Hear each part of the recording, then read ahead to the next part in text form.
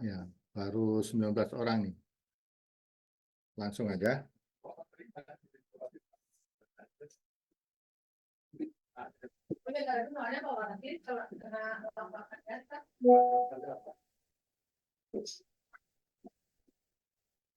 Mungkin dipasin 20.00 kali ya, Pak. Soalnya kan Maksudnya udah apa?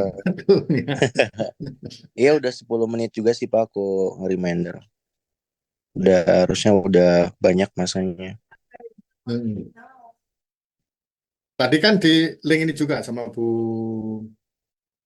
Emma. Beda.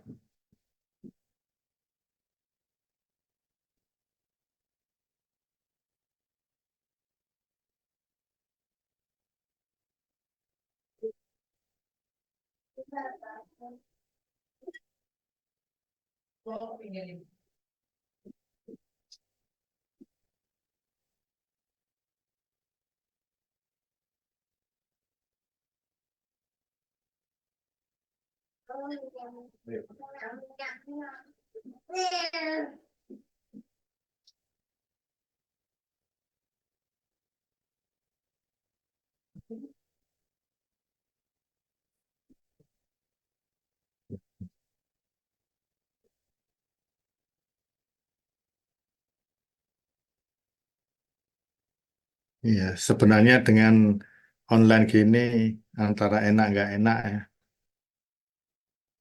Ya enaknya pas kalian diam, bapak diam juga nggak tahu lagi ngapain. Ngajak diskusi juga susah. Hmm, kalau link nggak ini sih Pak. Aku kan konversi jadi Hmm. nunggu info dari PJ aja selesai nggak selesai. Jadi nggak tahu lewat Gmeet kalau nggak salah. Oh gitu. Oh beda PJ-nya.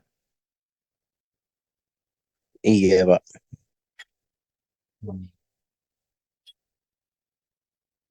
Hmm. Terus ya, tapi ya inilah apa namanya online. Ya mungkin juga jadi kendala kalau kalian on cam semua, ya kan, jaringannya kuat enggaknya. Tapi kalau nggak ngelihat kalian juga rasanya apa Bapak ngomong sendiri itu didengerin atau enggaknya susah ngelihatnya gitu. Ya enggak. Ini kayak ngomong sendiri aja ini yang lainnya tiduran atau apa.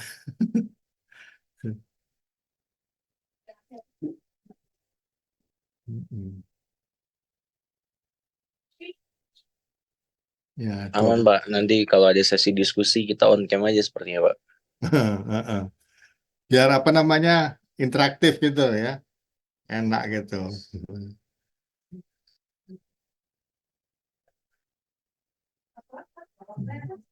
Sudah 22 orang nih, langsung aja. Dan mungkin nanti Bapak agak cepat dikit penyampaiannya. Jadi kalian harus cepat untuk ambil gambarnya.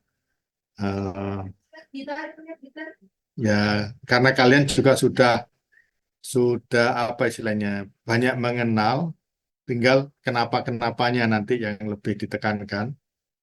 Walaupun kemarin ya Bapak baca di yang tugas pertama itu industrinya bervariasi, bagus.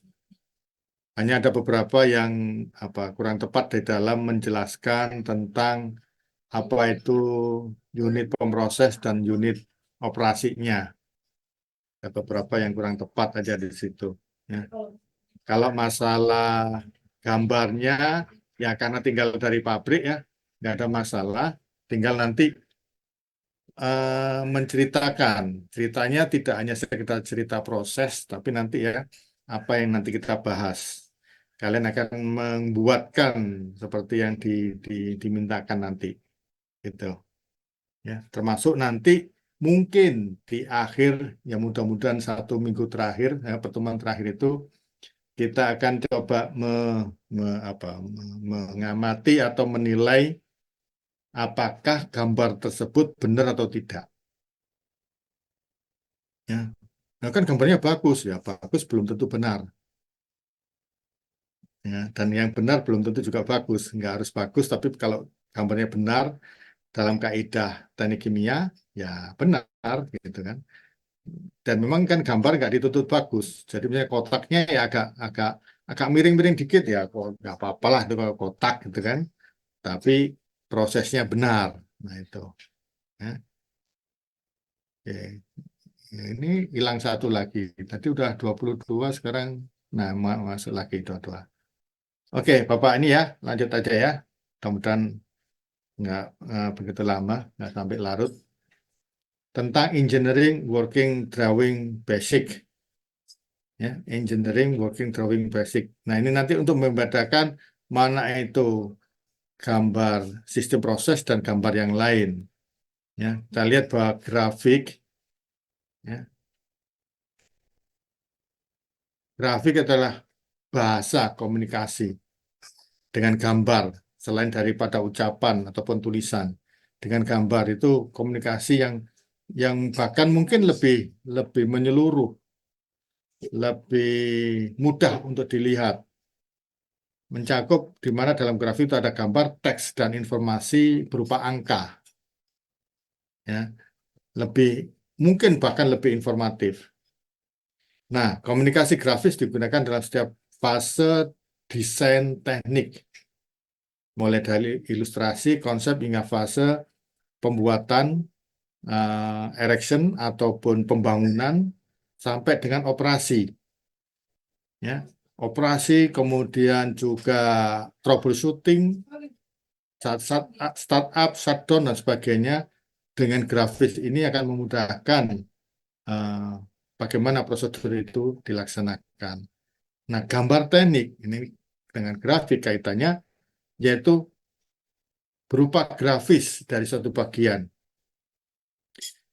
Apakah itu perakitan, sistem atau struktur, dan dapat diproduksi menggunakan tangan bebas. Dapat diproduksi, ini kata kuncinya.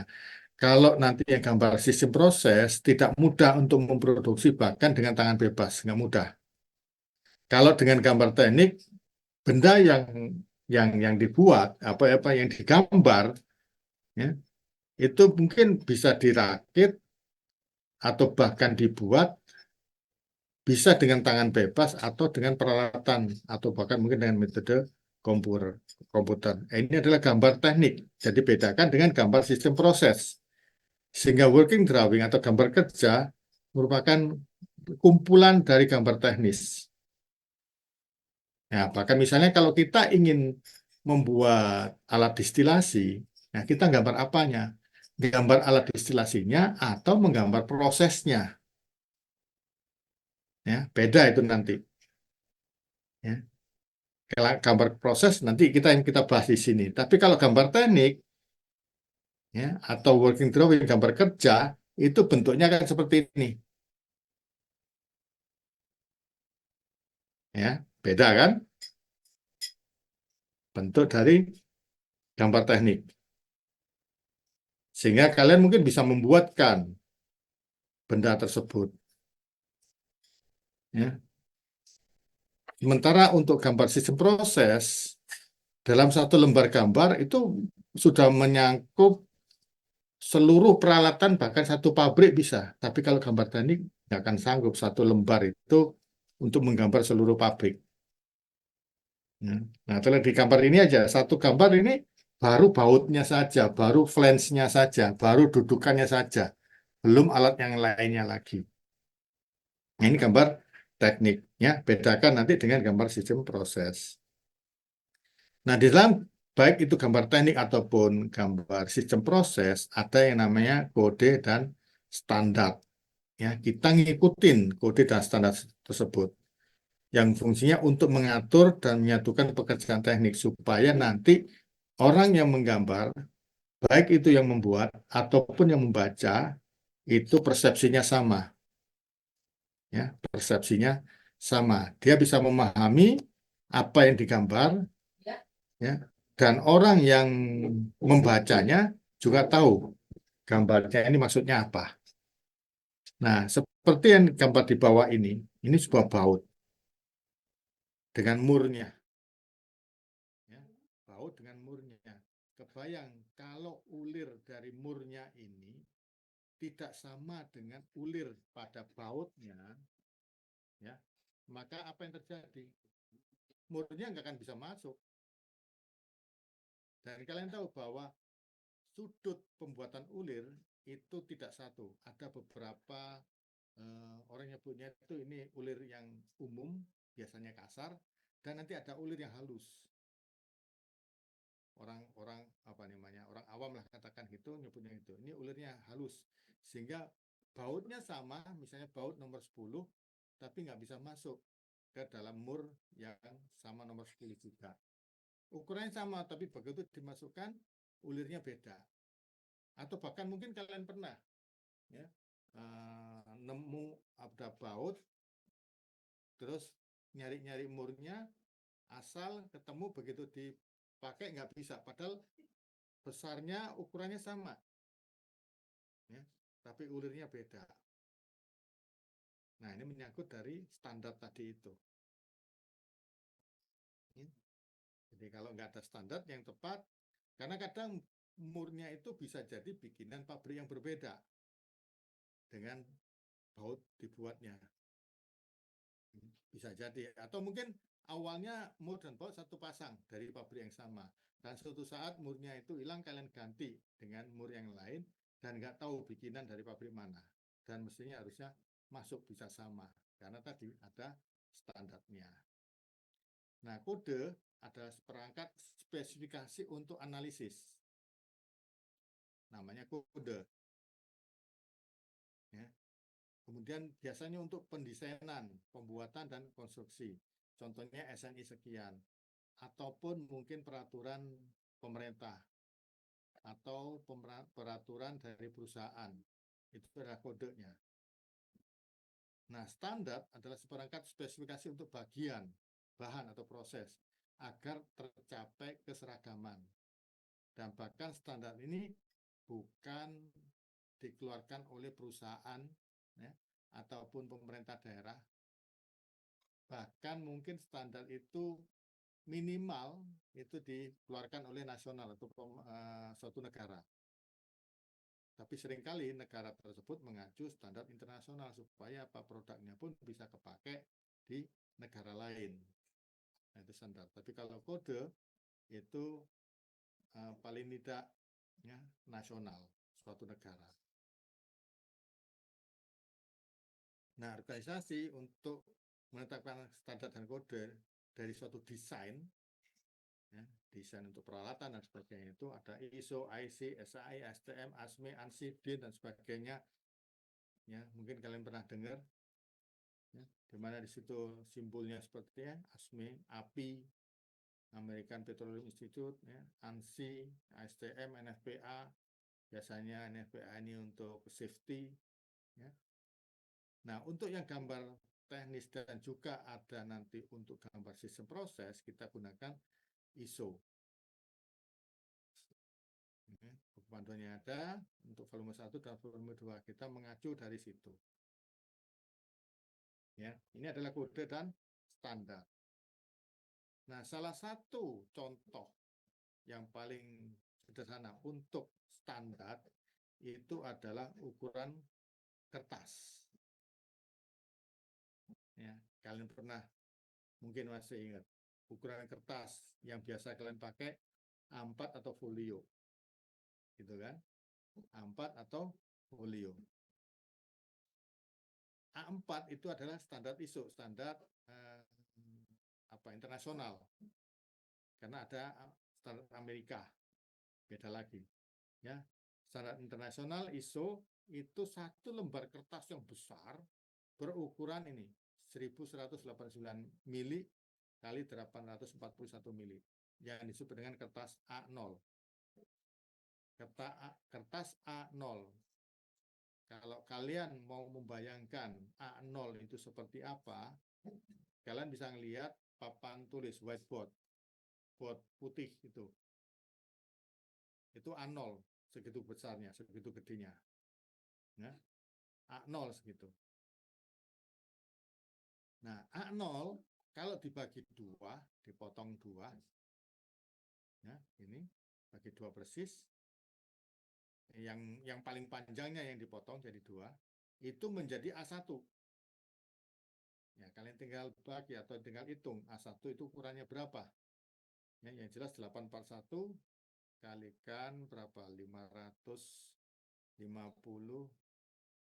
500 berapa? 90, sekitar segitu. A1. A1 bagi 2 menjadi A2. A2 bagi 2 menjadi A3. A3 bagi 2 menjadi A4. Apa enggak kalian berapa ukuran kertas A4 yang bisa kalian pakai? Ya. Sekitar berapa? 21 kali 29,7 kalau nggak salah sekitar itu. A4 dibagi 2 menjadi A5. A5 bagi 2 menjadi A6, A7, dan A8. Seringkali kita pakai yang A4. Ya, atau kadang-kadang A3, kadang-kadang. Paling sering A4. Dan ada satu lagi, standar Amerika. Standar Amerika pakai satunya inci. Yang paling besar itu E. Kalau ini A0, ini E. Ukurannya E itu 44 kali 34 inci.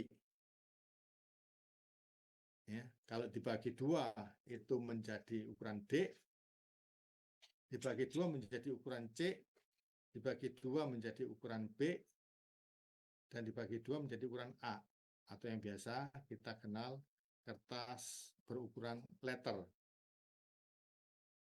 Ya kan, kalau kalian buka di Microsoft Word, ya, umumnya defaultnya itu kertas letter, bukan A4. Umumnya default.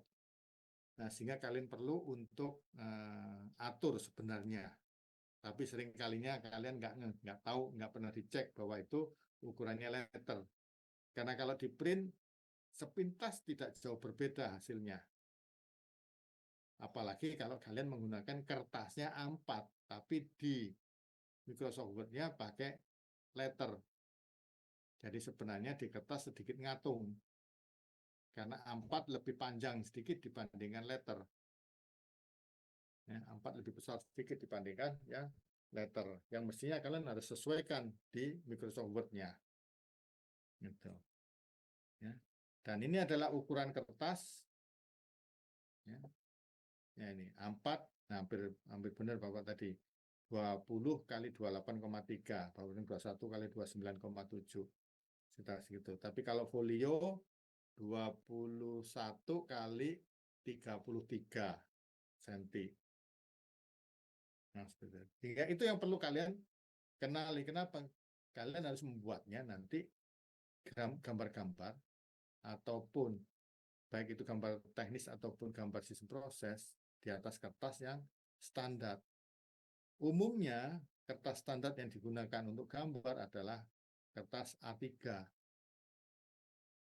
Ya, kertas A3 dengan tampilan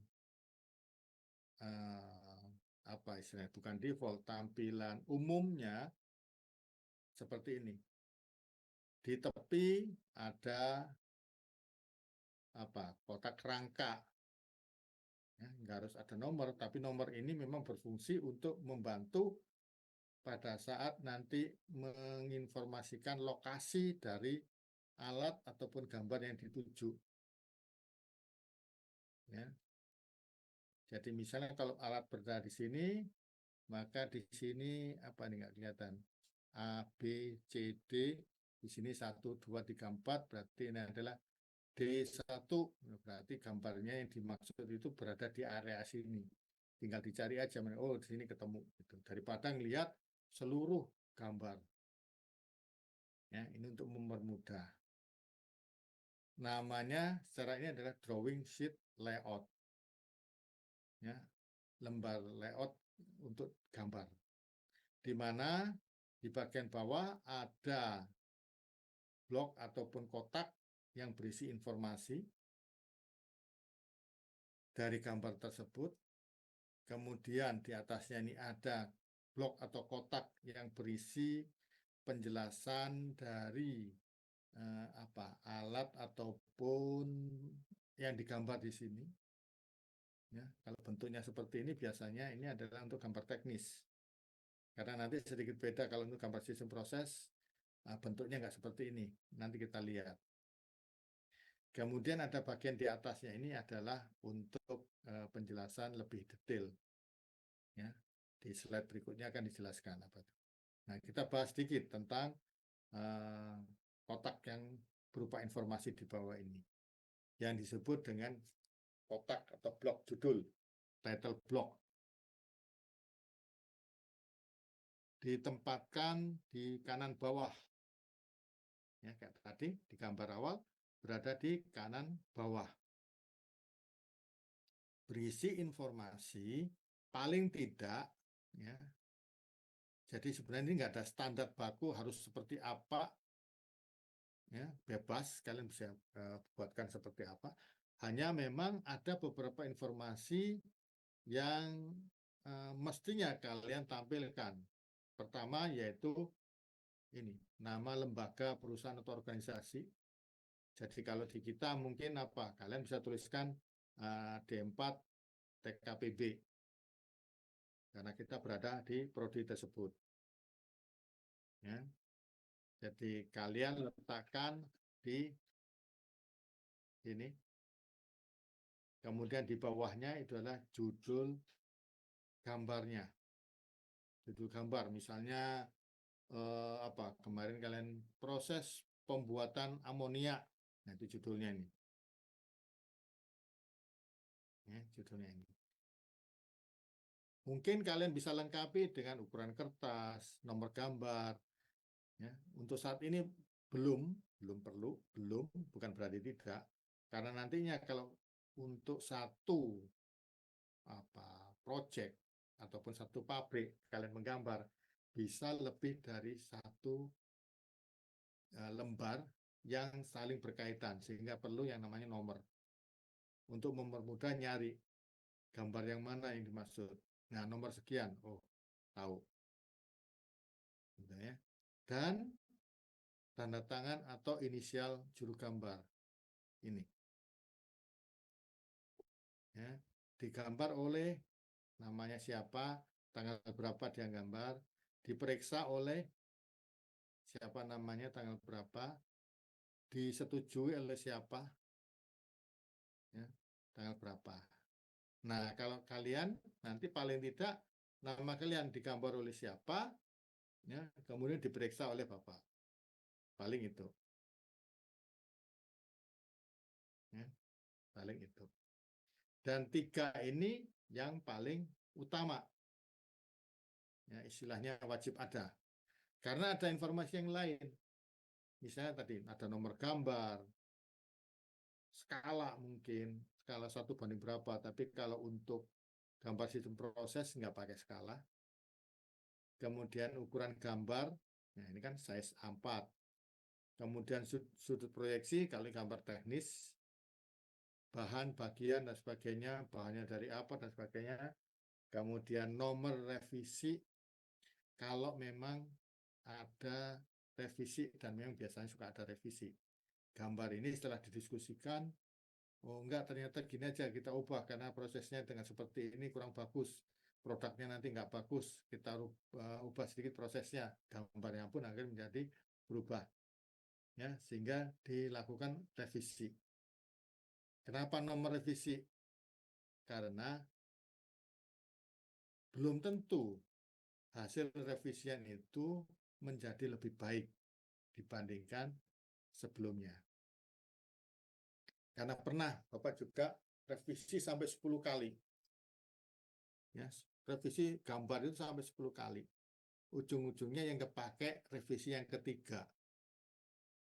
Jadi setelah berdebat selama ini, ya revisi 4, 5, 6, 7, 8, 9, 10 nggak kepake sama sekali. Oke, kalau kita kembali ke yang revisi ketiga itu yang jauh lebih bagus dibandingkan alternatif yang lain. Nah, seperti itu. Jadi gambar tidak boleh dimusnahkan. Ya. Walaupun kita pakai soft file ya jangan dihapus karena tetap revisi ketiga, ke-1 dan seterusnya itu diperlukan. Dan gambar awal, gambar pertama kali itu dituliskan sebagai revisi 0. bukan revisi 1, tapi revisi 0. Berarti adalah masih gambar asli. Ide pertama kali. Gitu ya. Ide pertama kali. Apakah itu nanti disetujui, langsung jadi, ya bagus. Kalau enggak, ya tadi ada revisi 1. Nah, baru nanti diperbaiki. Ya. Dan informasi yang lainnya. Ya, sesuai dengan kebutuhan. Nah, sehingga nanti kalian juga perlu untuk membuat default dari lembar kerja kalian untuk menggambar. Ya, jadi harus ada apa namanya drawing sheet layoutnya, di mana di dalamnya ada title block-nya. Ya, kalian siapkan. Mungkin tiap orang beda-beda, nggak ada masalah. Tapi informasinya harus paling tidak ada 3 ini. Ya, paling tidak ada 3 ini.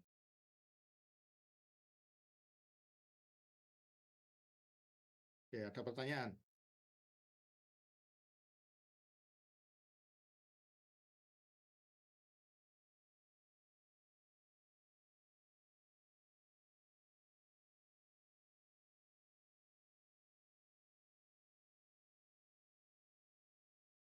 Jadi kalau selama ini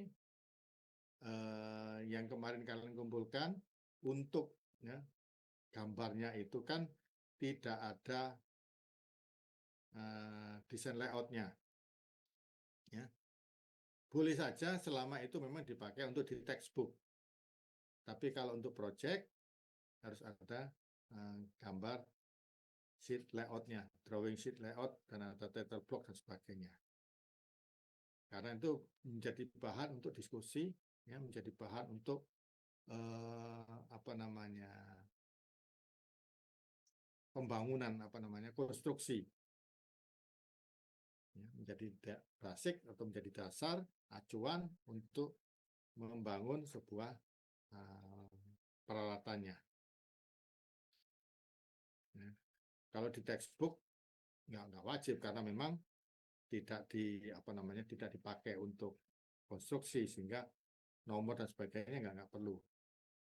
Nah, kadang perusahaan kalau sudah jadi udah running, udah jalan untuk sarana informasi ke orang lain, nah itu biasanya tidak menggunakan drawing sheet layout lagi. Karena udah selesai mereka bangun, sudah selesai mereka commissioning dan bahkan sudah running. Ya, tapi awalnya dulu pasti ada itu pada saat konstruksi. Nah, pada saat kalian sudah melakukan gambar dan ternyata ada revisi, biasanya juga suka ada tabel khusus untuk revisi. Ya, letaknya di sebelah kanan atau mungkin di atasnya dari title block. Ya, di atasnya title block dituliskan situ. Revisi 0 dibuat tanggal berapa. Revisi 1 dibuat tanggal berapa. Terus ya, kalaupun memang ada revisi 2, 3 dan seterusnya. Diceritakan di situ. Bahkan ada keterangannya. Revisi 0 itu misalnya gambar dasar. Revisi 1 apa yang diubah? Ditambahkan ini misalnya. Ya, bisa ditambahkan situ. Kemudian ada namanya daftar bahan atau daftar komponen bagian yang disebut dengan bill of material. Orang suka nyebut atau nyingkatnya dengan BOM, BOM. Ya. Jika nanti gambar berisi beberapa peralatan atau bagian ya, yang mungkin peralatan atau bagian tadi itu perlu dirakit, dirangkai-rangkai. Ya, kalau di kita mungkin ada misalnya ada pompa, ada tangki, ada apalagi pemanas dan sebagainya. Nah, masing-masing bagian itu diperjelas. Pompa misalnya, ya, apa spesifikasinya. Nah, karena jumlahnya banyak, maka dibuatkan tabel, ditabulasi, ya, dan di dalam lembar tadi itu kita tampilkan biasanya diletakkan di kanan atas. Biasanya, atau di sini di kanan bawah. Jadi bebas sebenarnya letaknya, tapi ini hanya umumnya saja. Kata direvisi, kalau dulu Bapak seringnya revisi itu di atasnya title block, kemudian BOM ini Bapak letakkan di kanan atas. Ya, karena kesepakatan waktu itu para engineer ngomongnya kita lihat modelnya defaultnya seperti ini, tapi yang jelas ada tabelnya. Gitu. Nah, isi dari bill of material ya, ada nomor bagian atau nomor peralatan. Jadi nanti setiap peralatan, setiap bagian itu diberi nomor. Ada kode nomornya. Nggak cuma pompa, pompa banyak. Pompa yang mana yang dimaksud? Dengan dari nomor tahu, oh pompa ini untuk yang ini, ya ukuran segini dan sebagainya tahu. Kalau ada nomornya. Kemudian nama bagian, kuantitas, berapa yang dibutuhkan, jumlahnya ada berapa, 2, 3, 4, dan sebagainya. Speknya seperti apa? Mungkin kalau pompa misalnya, kapasitasnya berapa, ya, RPM-nya berapa, atau mungkin bahan atau materialnya dari apa. Ya. Kemudian nomor gambar setiap bagian individu atau informasi lain yang berlaku. Ini contohnya seperti ini. Ya. Jumlahnya sekian, satuannya ini, sehingga volumenya sekian. Untuk material ataupun peralatan atau benda yang seperti ini.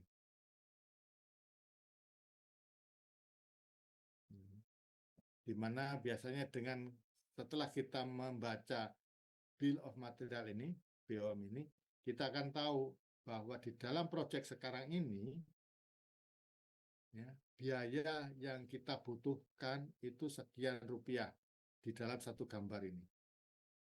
Ya, berdasarkan ini material ini. Kita bisa prediksi. Nah, kita tinggal hitung masing-masing gambar, begitu ada bomnya kita bisa hitung semuanya.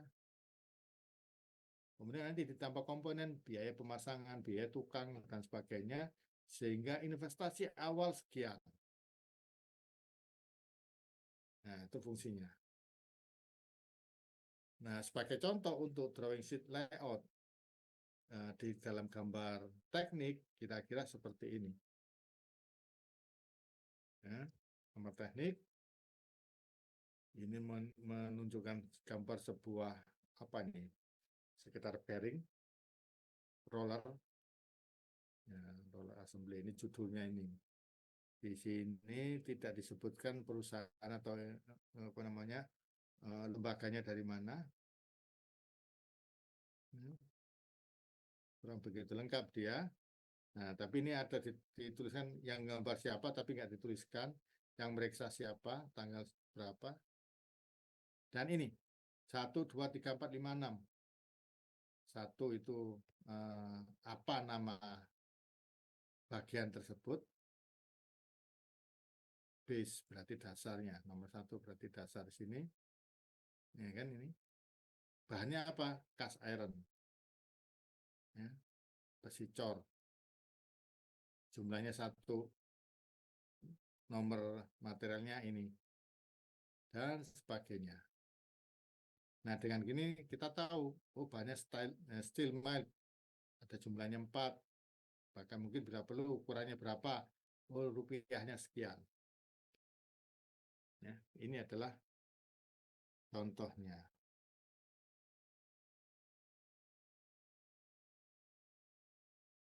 Oke, ada pertanyaan?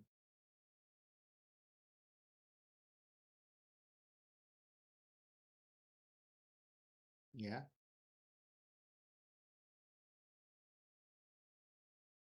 Oh, bebas, bebas, bebas. Nggak harus seperti ini. Jadi ini mungkin dia ingin apa? Bukan aneh. Karena biasanya kalau dari atas ke bawah, kan isinya kita insert apa isinya ke bawah, karena kan mentok dengan blok, title block. Kalau ke atas kan kosong gitu. Gitu aja dia. Enggaknya kan ke atasnya kosong. Kecuali kalau ini bagian apa berada awalnya di atas. Jika nomor 1, 2, 3-nya urut dari atas ke bawah. Nah, itu kebiasaan di kontraktor-kontraktor seperti itu.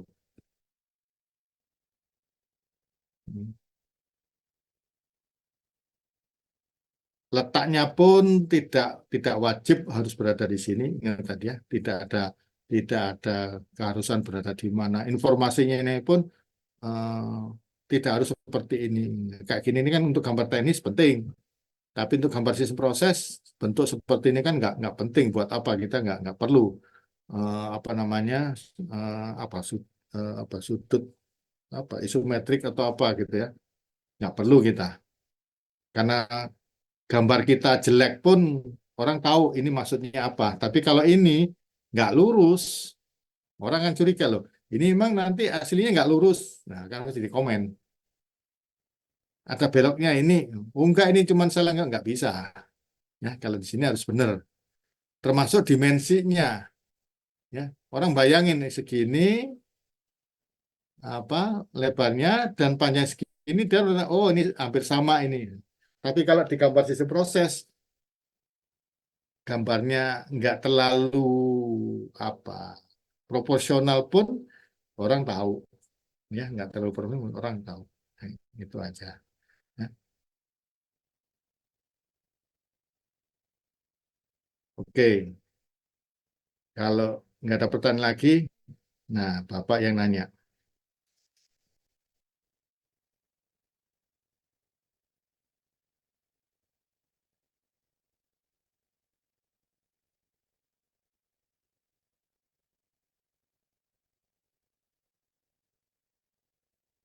ya. Ceritanya ada suatu proses. Prosesnya itu berawal dari kita punya apa? Kita punya etanol 10% di tangki penyimpanan. Jumlahnya banyak.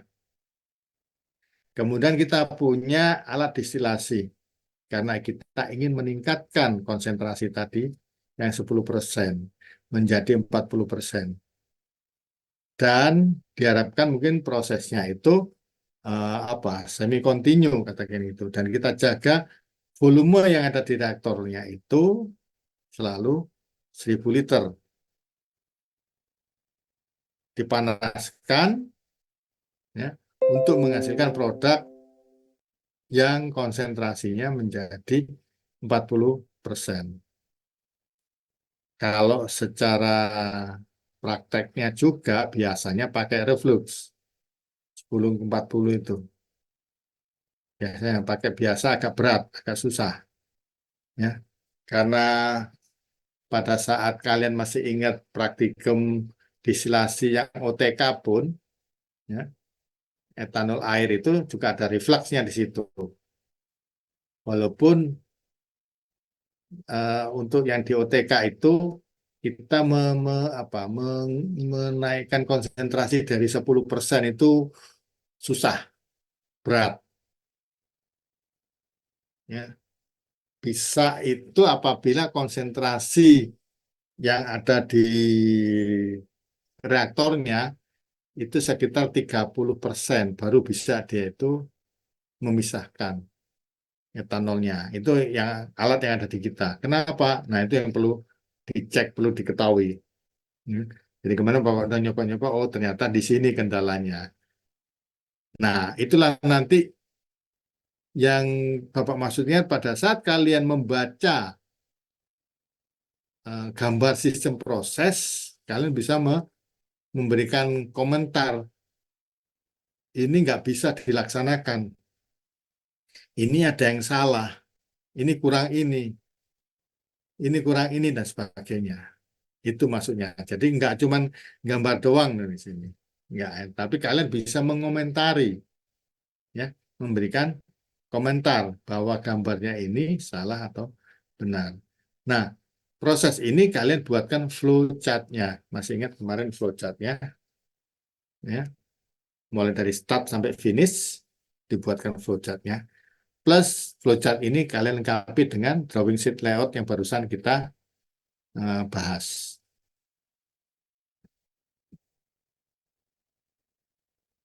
Ya, bayang ya soalnya ini ya tulisannya kel berarti kelompoknya sama aja ya biar nggak pusing kalian nggak usah ganti-ganti. biar mudah untuk kalian diskusinya. Ya nggak ada berapa kemarin? 10 ya, 10 kelompok ya.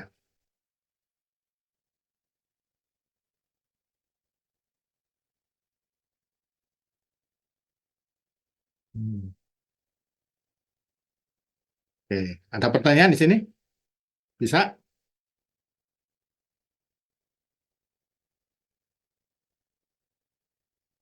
Pak, berarti ini tuh reaktor dan tower distilasinya bisa ya, Pak? Reaktornya kan yang di bawah itu. Apa, Hmm, apa namanya? Labu bulatnya itu. Kan tempat prosesnya bisa saja ya, ada oke oke Pak. reaksi dan sebagainya. Berarti dalam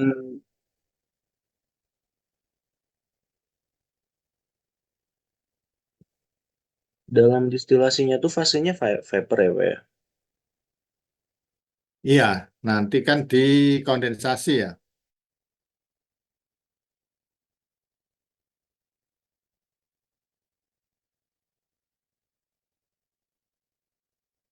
Oke oke Pak, cukup Pak.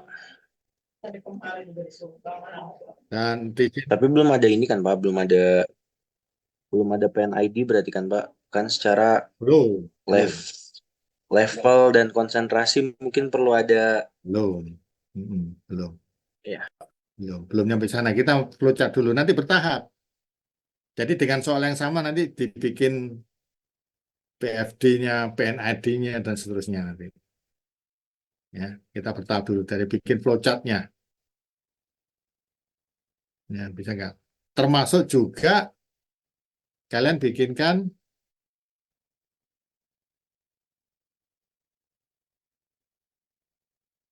flowchart-nya yang kalian kemarin sudah bikin. Karena ada 10 kelompok kemarin ya.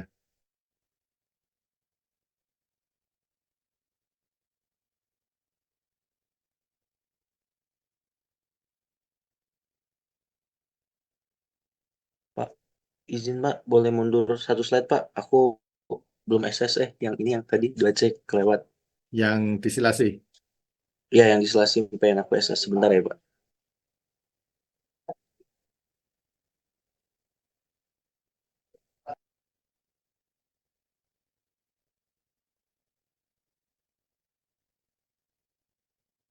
Oke, sudah Pak.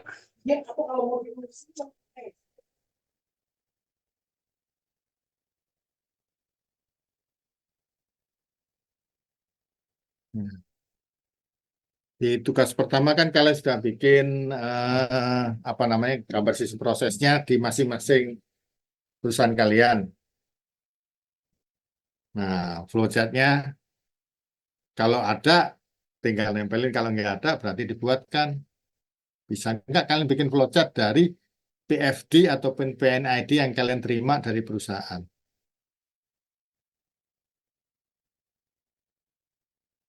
Kenapa? Karena tadi bahwa menjelaskan ke seseorang terkadang flowchart itu lebih mudah karena logika. Ya, akan lebih dijelaskan nanti pada saat kita masuk ke BFD.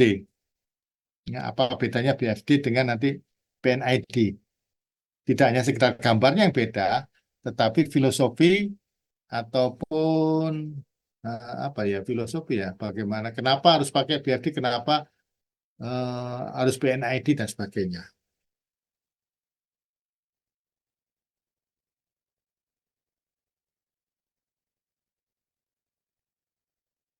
Oke ya, udah dipahami ya, bikin pelajarannya untuk ini. Oke, nggak ada pertanyaan lagi, Bapak lanjut. Bapak berarti itu dibikin gambar drawing sheet layoutnya tuh berarti bikin digambarin masing-masing peralatan. Bukan peralatan, tapi satu gambar, satu lembar. Nah, satu Ya, lembarnya terserah. Kalau lembarnya itu berupa PFD, ya kan bukan satu alat kan, banyak alat di situ. iya. Nah, satu gambar, satu lembar itu ada satu drawing sheet layout. mungkin masing-masing kelompok belum tentu bentuk drawing sheet layoutnya sama, sama persis, belum tentu. Mereka punya apa istilahnya apa desain atau selera masing-masing. Tapi tadi isinya paling tidak yang tadi itu.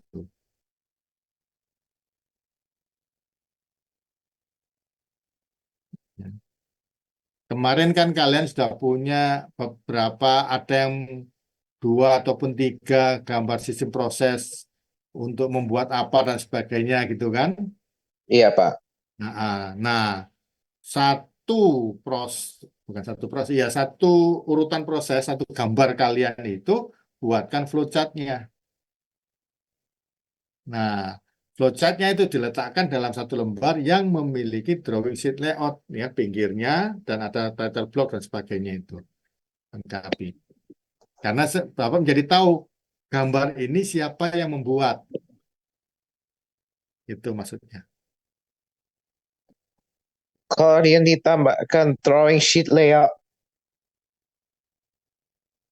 saya masih kurang ngerti. Maaf. Ini berarti yang drawing sheet layoutnya itu di eh, jadi dari flowchartnya, dari yang gambar sistem proses yang sebelumnya yang pertama-tama APFID misalkan itu dijadikan flowchart, terus habis itu dari flowchart itu ditambahin drawing sheet layoutnya tuh yang sebelumnya yang data-data gitu, Pak. Saya kurang nangkep di situ. Bikin gini, ya, bikin gini. Nah, flowchartnya di tengah-tengahnya ini gambarkan.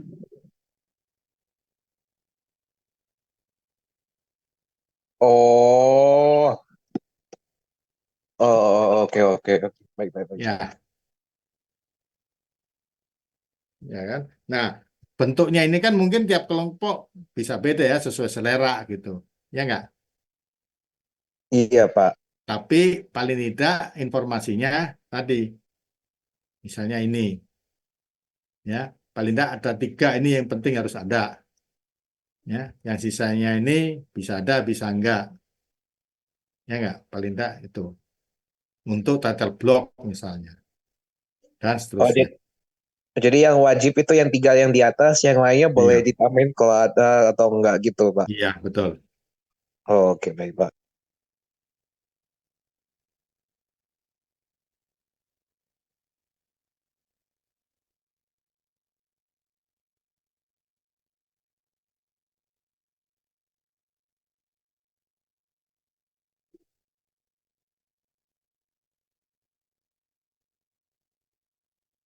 Oke ya, bisa dipahami ya.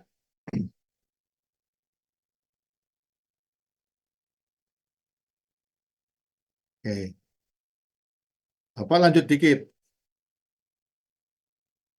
yaitu tentang diagram proses kimia, ya. Diagram proses kimia. Di dalam proses kimia ada beberapa apa istilahnya ya proses utama, ya, yang bisa kita buatkan gambarnya. Paling tidak ada 6 proses utama di dalam aliran proses di teknik kimia. Pertama ini 1, 2, 3, 4, 5, 6. Ada 6 kotak diagram alur proses kimia, di mana masing-masing kotak ini bisa berisi 1 atau lebih unit operasi. Ya, satu kotaknya ini bisa lebih. Tapi apapun itu pasti ngelewatin ini. Mau pabrik apapun, ya, gambarnya pasti ini. Coba, mau pabrik amonia, mau pabrik pupuk, terus pabrik yang di plastik, biji plastik. Ternyata mereka semuanya ini recycle, kadang mungkin ada atau enggak, ya tergantung dari perusahaan. Ya, kalau memang masih bisa dimanfaatkan dan harganya masih kompetitif, mungkin mereka recycle. Kalau enggak, mereka buang, ya jadi limbah. Ini pengolahan limbah. Ya, berarti ada 6 komponen utama, 6 kotak utama dalam proses kimia. Ya, yang pertama adalah reaktor feed preparation. Yang pastinya bahan baku awal itu tersimpan di dalam tangki penyimpanan yang mungkin kondisinya itu belum tentu sesuai dengan yang kita butuhkan.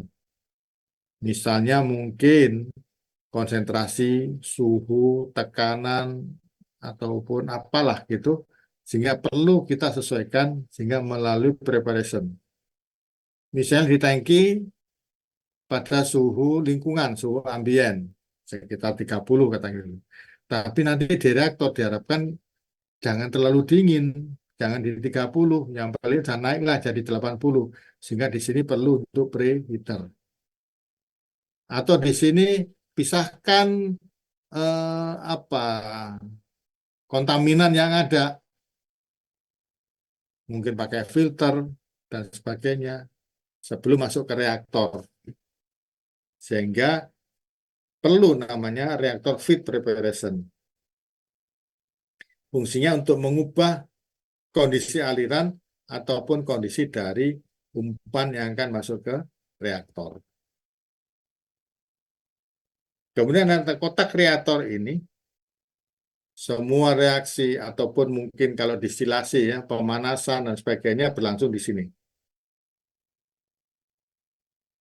Nah, sehingga setelah melalui proses di sini, nah, baik itu produk yang diinginkan atau produk yang tidak diinginkan akan dikeluarkan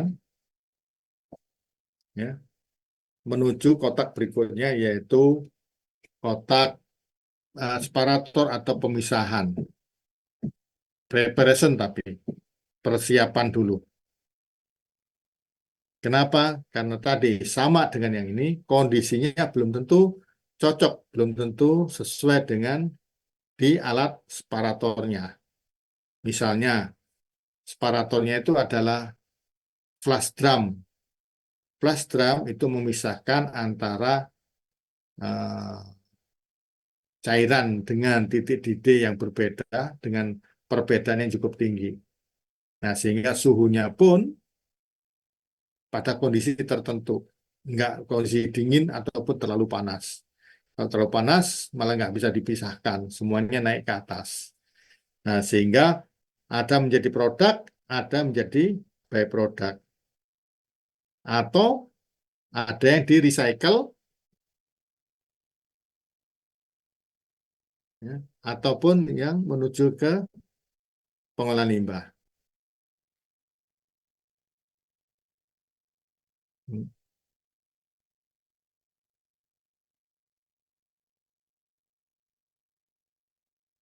Nah, bagian separator tadi itu mungkin kalau di apa di lab atau di pilot plant mungkin misalnya apa kayak bisa filter press ataupun rolling film ataupun apa lagi di situ ya bagian pemisah ya alat pemisah.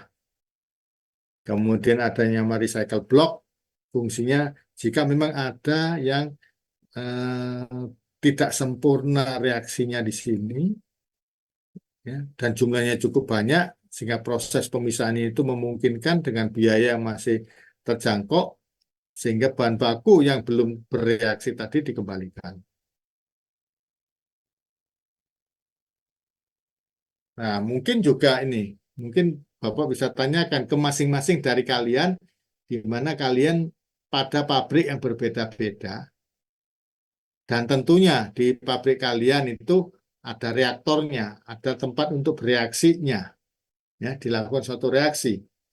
pertanyaannya, berapa persen konversi di reaktor di tempat kalian magang? Ada yang tahu berapa konversinya?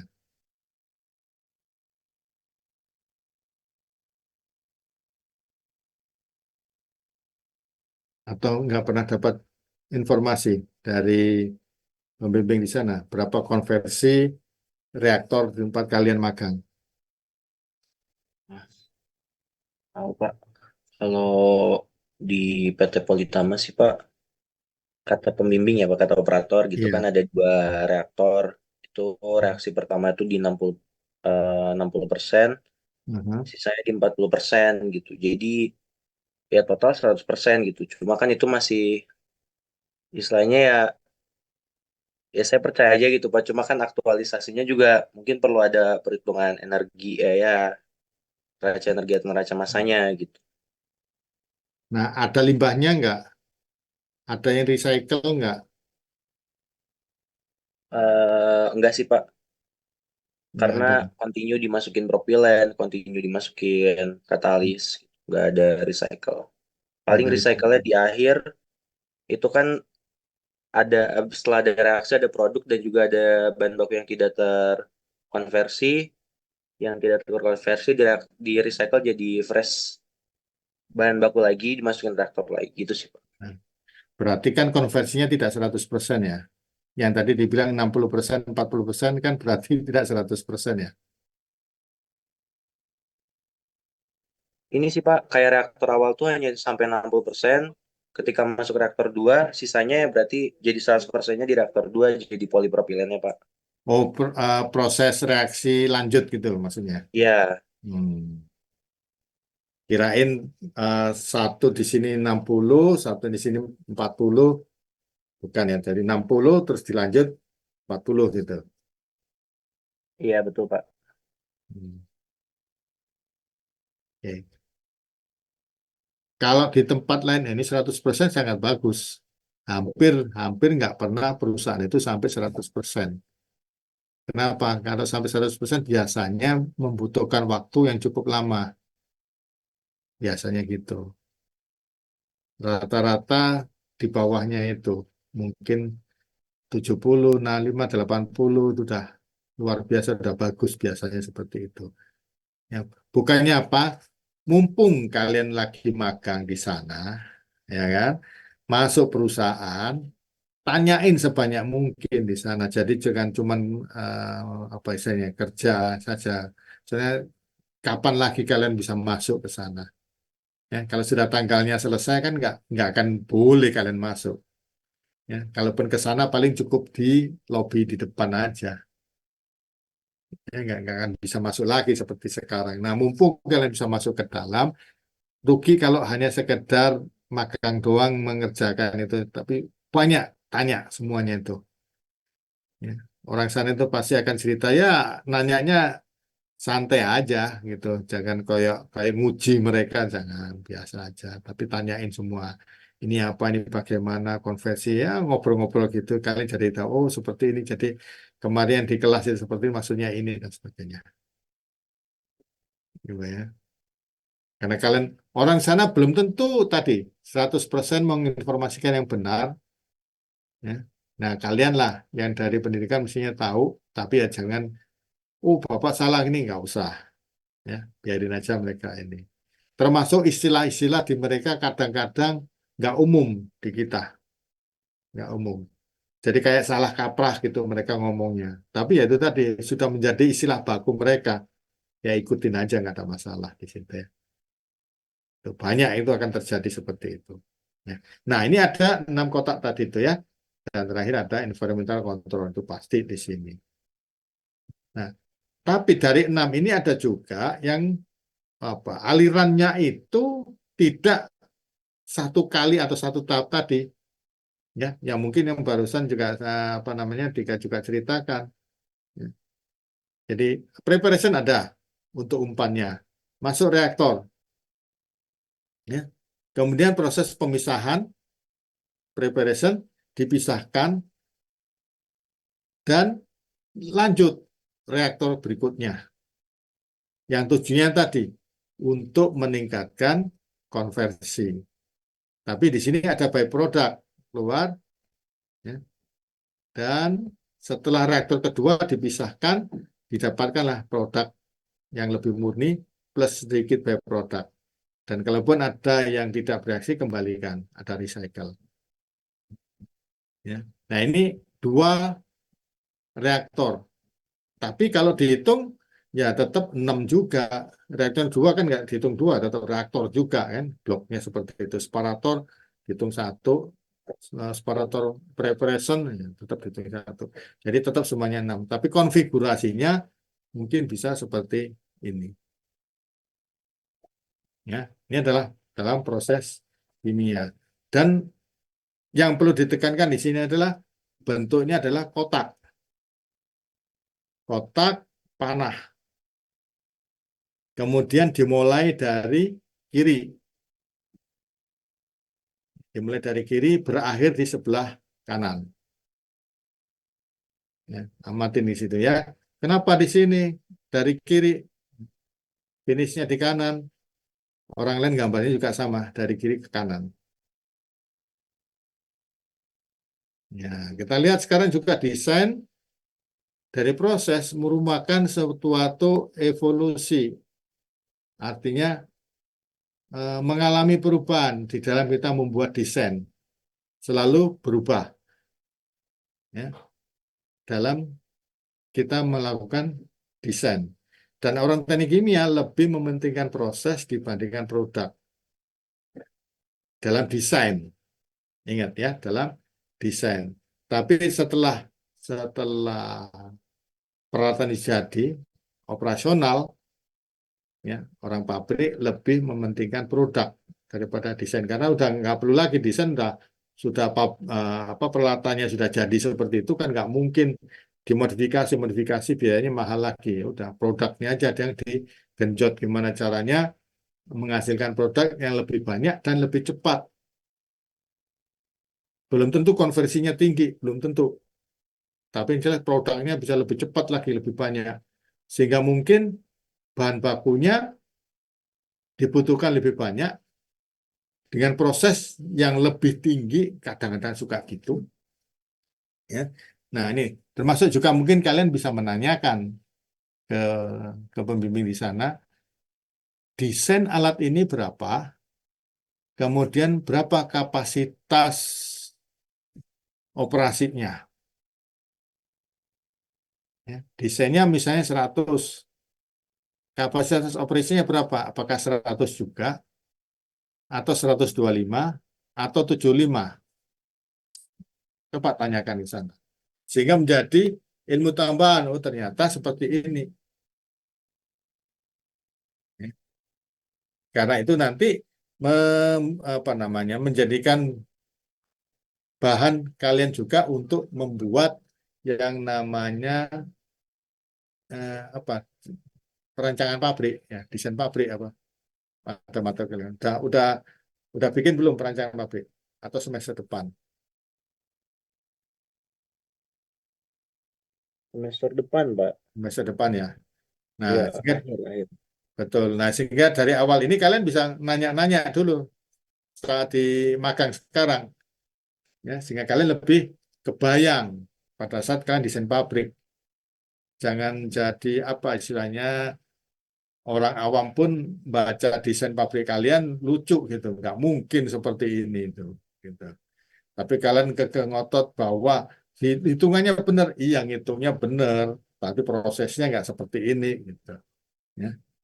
Nah, evolusi yang dimaksud di sini adalah pertama gambarnya itu berupa diagram input-output yang sederhana.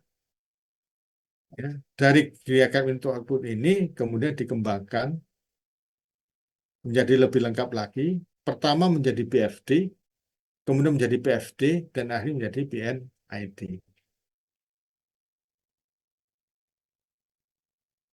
Jadi input-output diagram yaitu diagram alim blok mentah.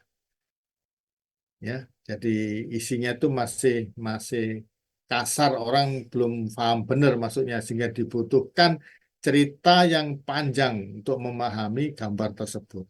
Karena gambarnya itu sangat minim, ya. Jadi orang tertentu yang mungkin bisa menceritakan apa yang dimaksud dengan gambar tersebut. Nah, kemudian kita generate diagram, maksudnya itu kita pecah prosesnya menjadi beberapa bagian-bagian. Kita pilah-pilah. Oh, di sini ada mixing, pencampuran, di sini ada reaksi, di sini ada pemisahan, terus mungkin ada daur ulang, atau di sini ada pengolahan limbah dan sebagainya. Kita pecah-pecah.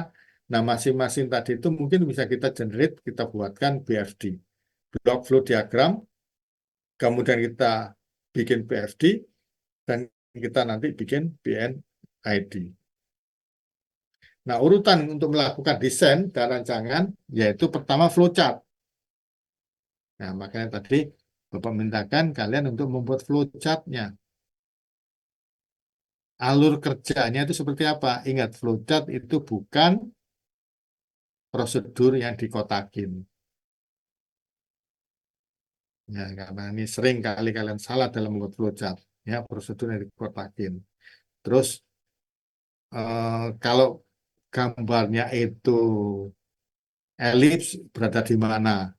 Gambar yang jajaran genjang berada di mana? Itu seringkali salah dalam penempatannya. Setelah bikin flowchart, maka kalian bikin BFD, block flow diagram. Habis itu bikin PFD dan terakhir bikin PNID. Ya, nah semuanya ini nanti kita lakukan. Sekarang flowchart. Ya, barusan tugasnya flowchart dan sekarang kita mau membahas tentang BFD. Ya, setelah BFD mungkin minggu depan kita bahas PFD. Minggu depannya kita bahas PNID. Jadi cepat selesai. Ya, banyak-banyak. Nah, sebagai perbandingan dari kesemuanya ini, terutama kita kalau gambar, kadang flowchart tidak dikategorikan gambar karena ini adalah merupakan filosofi proses yang akan kita lakukan melalui flowchart. Antara berarti ketiga ini, BFD, PFD, dan PNID, itu diilustrasikannya seperti ini. Jadi ada tiga, BFD, PFD, PNID. Ya. Dan dia menjadi semakin meningkat dari BFD ke PFD dan ke PNID. Tingkat gambarnya itu menjadi lebih rumit. Ya kan? Dari BFD ke PFD. Gambarnya menjadi seperti makin rumit. Tapi menjelaskannya mudah. Gambarnya makin rumit. Dibandingkan kalau dari PNID ke BFD, gambarnya makin gampang, makin mudah. Ini sudah satu pabrik. Gambar BFD-nya ini satu pabrik. Tapi untuk menjelaskannya ini ya nggak mudah. Apa yang terjadi, apa yang diatur suhunya, berapa lajunya, dan sebagainya. Di sini mungkin sudah disampaikan, dan jelas, tinggal kita baca. Nah, ini sebagai perbandingan antara BFD, PFD, dan PNID. Ya, ada PNID, ada PID, jangan sampai salah. Ada PID dan ada P dan ID. Nah, kita bahas satu-satu secara sekilas. Input-output diagram, yaitu bentuk yang paling sederhana, gambarnya cuma gini. Input, output, proses. Ya udah, ini itu satu pabrik. Percaya nggak? Ini gambar sebuah pabrik. Ada input bahan baku, diproses, keluarlah produk. Jadi awalnya kan kita gini. Saya mau bikin apa sih? Saya mau bikin amonia. Oh, bahan bakunya apa? Amonia itu. Dari nitrogen sama dari hidrogen. Inputnya itu, outputnya amonia. Selesai. Ya udah, ada prosesnya, kita proses jadi selesai. Awal dari semuanya kan dari sini. Ide dasarnya dari sini. Nah, kemudian dari sini kan berkembang tadi. Prosesnya ini kita pilah-pilah, bagian inputnya itu nanti kan butuh persiapan ini dan sebagainya. Cerita berlanjut. Ya. Kemudian dari pemilahan atau dipecah-pecahnya tadi itu, ya, generik diagram, baru kita buatkan yang namanya block flow diagram. Block flow diagram gambar proses kimia yang digunakan untuk menyederhanakan dan memahami struktur dasar dari suatu sistem. Memahami struktur dasar dari suatu sistem. Karena BFD itu bentuk yang paling sederhana. Gambar diagram yang paling sederhana, yaitu BFD, block flow diagram.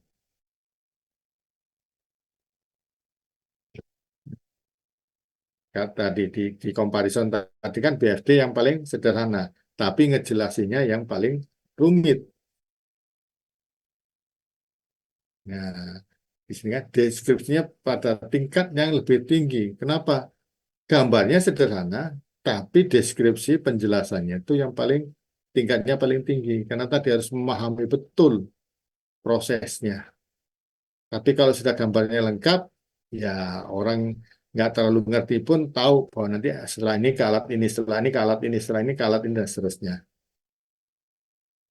Kotak dalam BFD dapat mewakili apa saja dari satu peralatan hingga seluruh pabrik.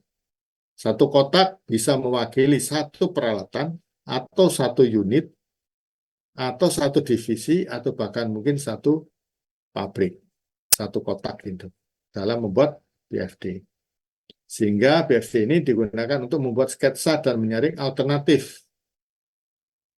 Apakah prosesnya itu sudah benar atau tidak. Karena tadi alternatifnya cukup banyak.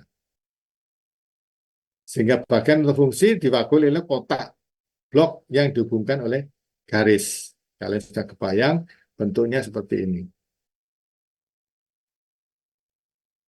Ya, bentuknya seperti ini, kotak-kotak ini aja garis, gampang. Tapi di sini nggak cuma lanjut kan, ada yang masuk lagi, hot gas masuk. Jadi nggak cuma kotak panah enggak, tapi ada bentuknya. Kenapa ini di sini? Kok nggak dari plastik separation menuju hot gas, ya, baru masuk reaktor? Ya, kenapa ini masuk sini dan hot gas masuk lagi? Kenapa nggak dari sini plastik separation menuju hot gas, dari hot gas menuju reaktor? Kira-kira menurut kalian kenapa?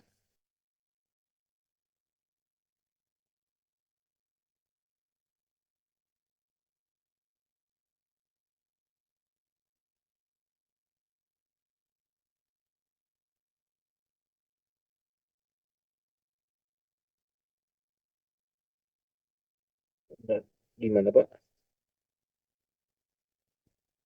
Ini, kenapa dari plastik separation menuju reaktor?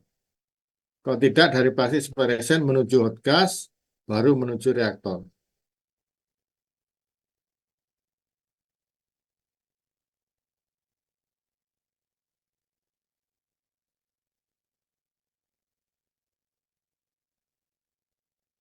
Ya, mungkin karena bereaksinya melalui reaktor, Pak. Jadi ya ada media untuk kontak gitu, nggak langsung bertemu dalam line piping. Bisa aja kan dari sini ke hot gas, baru langsung ke reaktor. Bisa. Sebenarnya bisa sih, Kan? Pak. Ya. Flash gas Kalian kan juga belajar teknik reaksi kimia nggak? Ada yang namanya plug flow reaktor. reaktor. Ya ada, Pak. Nah, jadi bentuk reaktor kan nggak harus bulat kan? Iya. Pipa pun juga reaktor. Nah, paling tidak ini tadi, kalian harus mengenali ya, proses secara keseluruhan. Jadi menjelaskan ini itu juga nggak gampang. Misalnya, kenapa awalnya itu metal separation dulu, habis itu glass separation, dan seterusnya. Itu perlu pemahaman yang menyeluruh dan tahu betul apa yang terjadi nantinya. Gitu. Itu yang dimaksud tadi. Gambarnya sederhana, tetapi ngejelasinnya nggak gampang, makin rumit. Ya. Nah, ada juga nanti block flow diagram ini lebih mudah dipahami, lebih sederhana. Ini nanti yang biasanya ya kalian buatkan. Ya. Toluen hidrogen dimasukkan dengan laju sekian ke dalam reaktor. Ya, atau reaktornya mau ngapain? Nah, di sini kan nggak dijelasin kondisinya, ya, kondisi operasinya bagaimana. Dapatlah produk. Ya, dapat produk ini dipisahkan. Yang gas naik ke atas, ya, yang campuran liquid masuk ke bawah, kemudian dipisahkan oleh steel. Nah, steel itu apa? Ya, harus tahu juga kan steel. Akhirnya terpisahkan benzennya dan toluennya dapat lagi, kembalikan lagi toluennya karena dia tidak bereaksi pada saat berada di reaktor ini dan terpisahkan di sini. Reaksinya ini. Ini adalah block flow diagram. Nah, orang tahu oh reaksinya seperti ini, oh, oke, seperti ini gitu kan. Dan tinggal nanti didetailkan lagi di masing-masing reaktornya seperti apa, gas paratornya seperti apa dan sebagainya. Atau paling tidak di dalam membuat BFD-nya itu sedikit lengkap seperti ini. Nah, ini satu pabrik, ya. Block flow diagram dari batu bara menjadi bahan bakar minyak. Ya, ini sekedar informasi ataupun contoh aja bahwa kalian lihat bahan baku ini. Jadi kalian lihat di sebelah kiri air, water ya, kemudian udara, metanol, make up. Ini ada coal, limestone, terus apa lagi water, water make up. Sini ada udara juga. Jadi bahan baku masuk dari sebelah kiri, menghasilkan produk di sebelah kanan.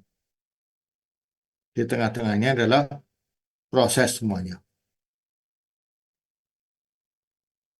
Gitu ya. Nah, ada kesepakatan karena tadi tidak ada yang panduannya, hanya disepakati untuk membuat BFD itu pertama unit operasinya harus diberi label, dikasih tanda, dikasih informasi.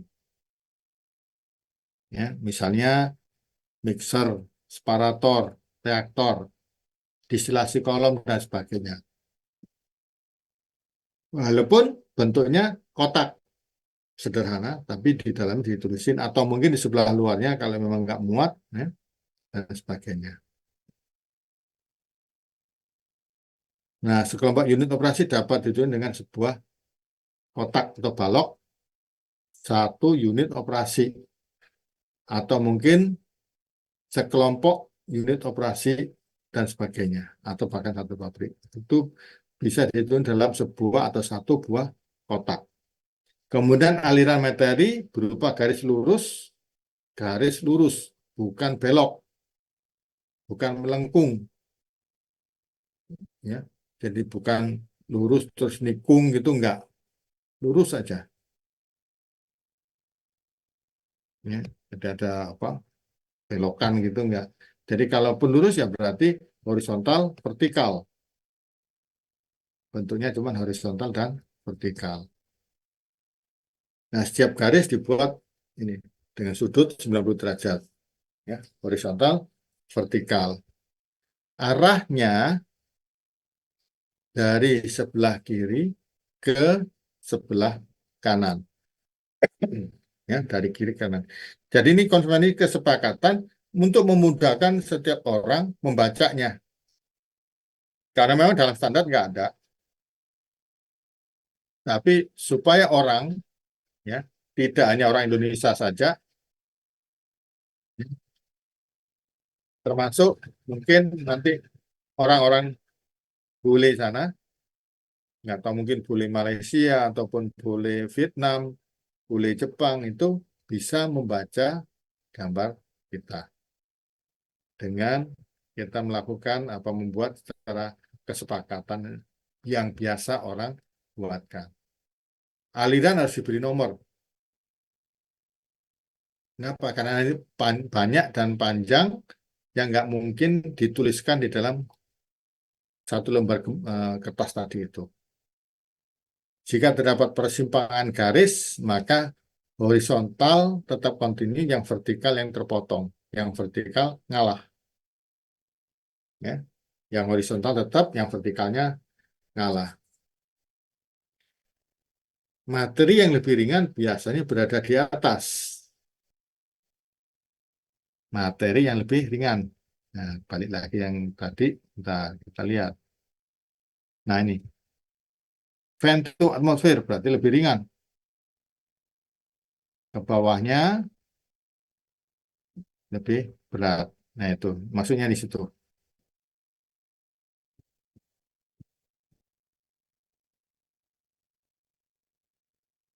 Terdapat informasi unik yang dimiliki suatu proses, misalnya ada reaksi kimia. Tadi kan dituliskan reaksi kimia.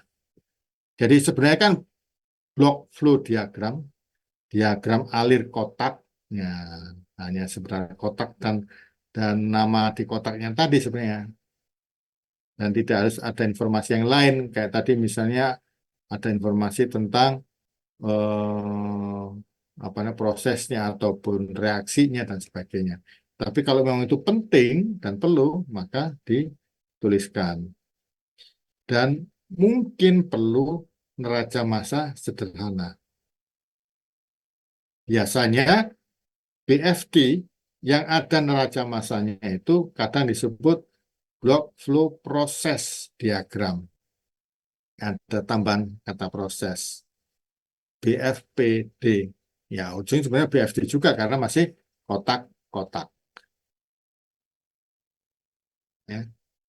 Tahu kan berarti isi kotaknya apa? Yaitu unit pemrosesnya. Apa sorry, unit operasi. Mixer, separator, reaktor, distilasi, dan sebagainya.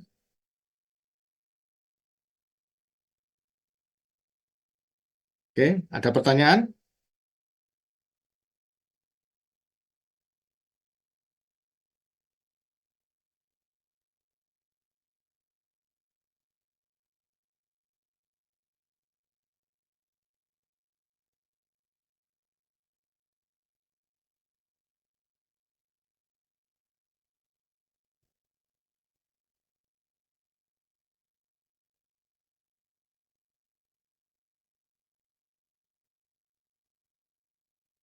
Berarti udah bisa ya bikin BFD-nya.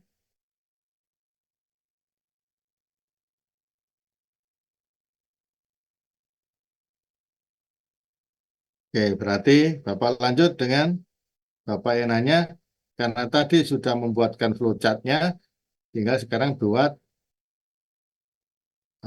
BFD-nya.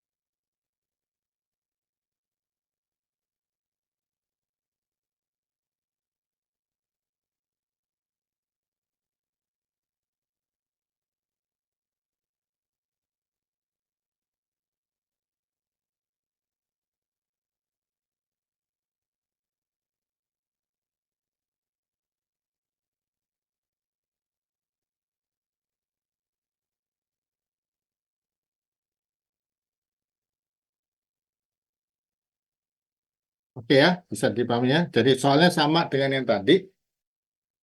Kalau tadi bikin flowchart-nya, sekarang bikin BFD-nya. Nah, termasuk juga di perusahaan kalian.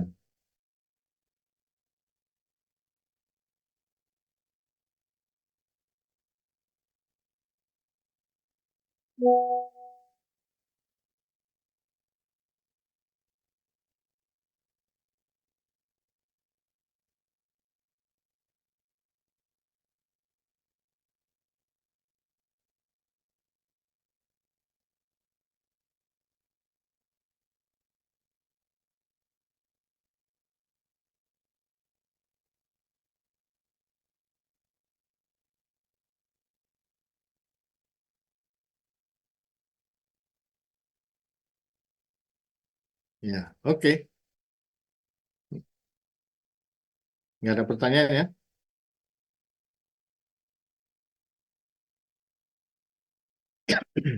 Berarti udah paham, sehingga kalian udah bisa membuat sampai ke block flow diagram.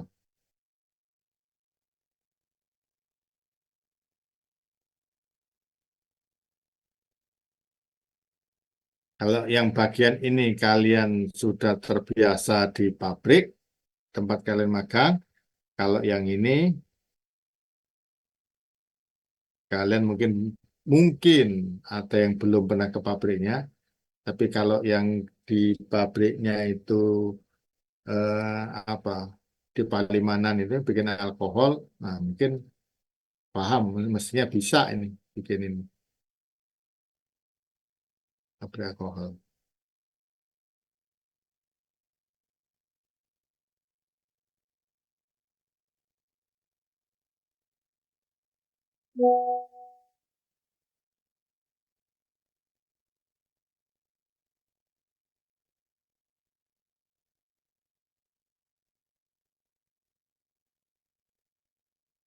Pak, kalau tenggat seperti biasa kah Pak? Atau karena ada 2 tugas, jadi ada ini Pak, ekstensi juga 2 minggu gitu Pak. Oh, boleh. Walaupun minggu depan juga ada lagi juga. Di minggu depan nambah lagi ya Pak ya? Iya. Ya aman sih Pak kayaknya. Iya, aman lah. Ya paling tidak kan apa namanya satu tugas yang memang di tempat magang kalian, ya satu lagi yang memang enggak. Tapi kan ini sederhana, ya distilasi yang sederhana, ya mestinya bisa lah gitu. Ya diusahakan ya Pak. Ah, Nanti kalau aku kontrol seminggu dulu, kalau 10 belum belum 10 lengkap ya nambah sehari 2 hari 3 hari lah Pak, biar nggak ngeganggu tugas minggu depan. ya, ya mudah-mudahan nanti di akhir juga setelah yang tugas yang satunya ini yang di pabrik ini itu bisa lengkap dari depan, kemudian ada flowchart-nya, ada block flow-nya, ada PFD-nya, ada PNID-nya, nanti presentasinya kan komplit. Ya, kan? Kalau ngejelasinnya juga komplit, kan tahapan gambarnya itu urut.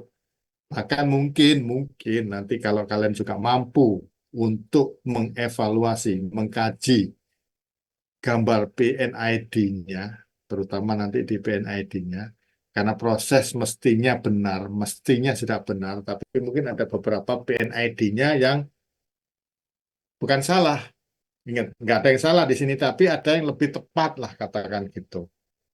Hmm. Mestinya ini ditaruh di sebelah sini nih, kayaknya lebih tepat karena alasannya ini. Nah, seperti itu. Itu mudah-mudahan kalian sampai ke sana mampu untuk melakukan kajian terhadap gambar apa PNID-nya. Mudah-mudahan. Oke, kalau sudah nggak ada pertanyaan berarti sudah bisa. Bisa Bapak tutup sekarang, ketemu lagi minggu depan. Oke, Pak. Oke, baik-baik Pak. Oke, beres ya. Ya, Eh, alhamdulillah Pak. iya, Bapak juga udah capek, udah ngantuk. Besok praktikum jam 7 lagi. Mhm. OTK Pak ya? Pilot plan ya Oh, Pak? Pilot plan Rebo sih. Besok ini masih KF